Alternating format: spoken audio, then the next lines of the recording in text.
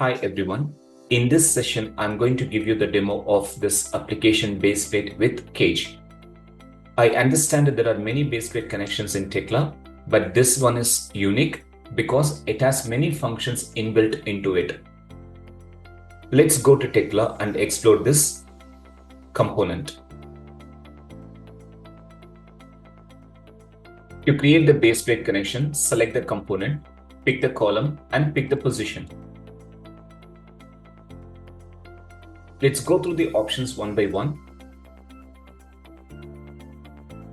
You can add chamfer to the base plate.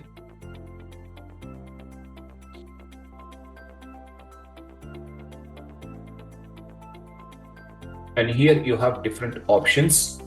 Let me choose this one. That will add plates around the anchor rods. You can also change this plate to rod. And this is where you can increase the quantity.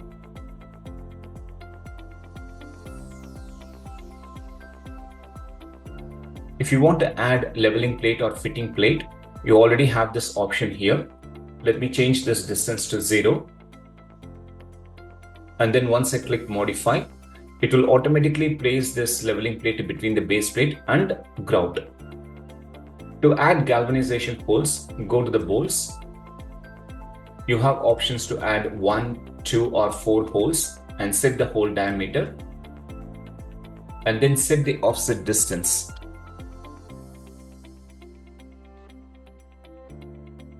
So you can see the galvanization holes.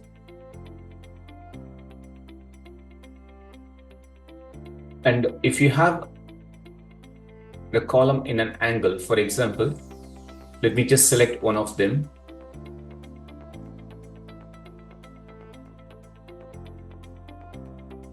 And change the slope. Now select the component.